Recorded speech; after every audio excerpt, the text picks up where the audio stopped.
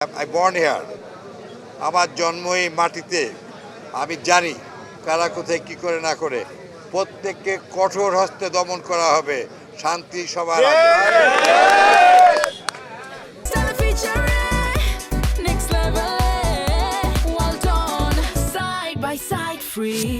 বাংলাদেশের পাশাপাশি বাংলা ল্যাঙ্গুয়েজের পাশাপাশি জাপানিজ, ফ্রেঞ্চ এবং ইতালি এবং জার্মানি সহ যে সমস্ত দেশে কর্মক্ষম ব্যক্তির দরকার তাদেরকে শুধুমাত্র লেবার হিসেবে আর নয়, তাদেরকে ডাক্তার, ইঞ্জিনিয়ার এবং বড়বড়িয়া হিসেবে রাষ্ট্রের সন্তানরা তাদের কর্মদক্ষতা রাষ্ট্র থেকে ট্রেন আপ হয়ে যায় তারা নেবে।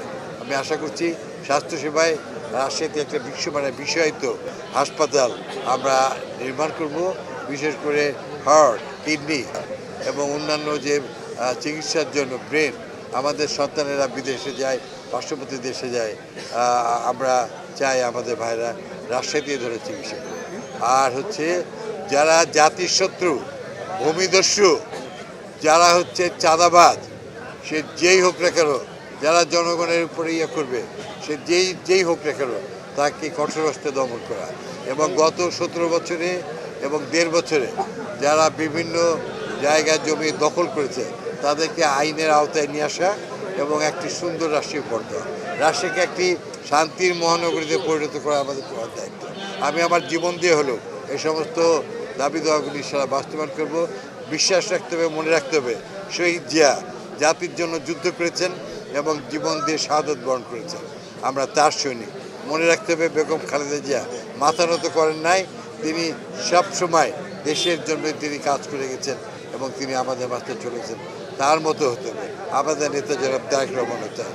তো আমি আশা করছি যে আগামী দিনে বাংলাদেশের দেশ পরিচালনায় রাষ্ট্রের যেমন অতীতে ব্যাপক ভূমিকা রেখেছিল, ভবিষ্যতেও রাখবে। আমি চাই যারা এই নির্বাচনে অংশগ্রহণ করেছে তারা সবাই আমার ভাই, তাদের সবাইকে নিয়ে রাজশাহীকে আমরা গড়ে তুলব। আমরা কোনো এখানে কেউ অতীতের মতো একনায়ক হয়ে কোনো কিছু করার চেষ্টা করে বা দুর্নীতিবাজ কোনো না করে আমরা চাই যে দুর্নীতিবাজ মুক্ত একটি সুন্দর প্রশাসন। এবং ইনশাল্লাহ আমরা জনগণের ভোটে নির্বাচিত, জনগণের জবাবদিহিতা এবং জনগণের মুখ উজ্জ্বল করাই আমাদের প্রধান দায়িত্ব।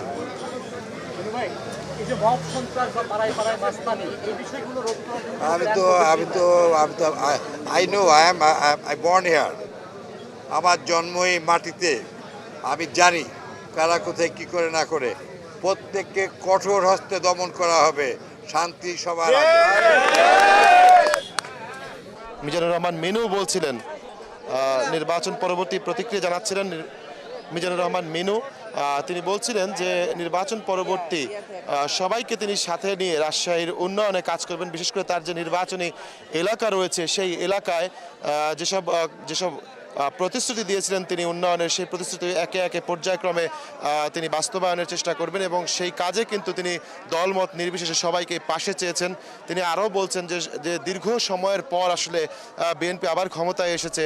বিএনপি যে উন্নয়নের ধারাবাহিকতাগুলো রেখেছিল সেই উন্নয়নের ধারাবাহিকতাগুলো কিন্তু তিনি অব্যাহত রাখার চেষ্টা করবেন। একই সাথে এই যে উত্তরবঙ্গে বিশেষ করে রাজশাহীতে মিল কারখানা, কর্মসংস্থান, আইটি পার্ক স্থাপন সহ প্রয়োজনীয় যে উন্নয়নের চাবিকাঠি যেগুলো আছে বা উন্নয়নের সূচক যেগুলোকে বোঝানো হয়, এই সমস্ত কর্মকাণ্ড কিন্তু তিনি করার ব্যাপারে আগ্রহের কথা এখানে জানিয়েছেন, তার ভোটারদেরকে প্রতিশ্রুতি দিয়েছেন। এখন সংসদ সদস্য নির্বাচিত যারা হয়েছেন তারা শিগগিরই শপথ নেবেন এমনটি ধারণা করা হচ্ছে। এরপর থেকেই যাতে জনগণের যে আকাঙ্ক্ষা অনুযায়ী কর্মকাণ্ড আছে সেগুলো যাতে তারা করতে পারেন সেজন্য দেশবাসীর কাছে, তার যে ভোটার রয়েছেন তাদের কাছে তিনি দোয়াও চান। এই মাকদুম রহমতুল্লাহ আলাইয়ের দরগার বাইরে সাংবাদিকদের সাথে কথা বলার সময়। তো আমার কাছে রাজশাহী থেকে এই ছিল সবশেষ তথ্য।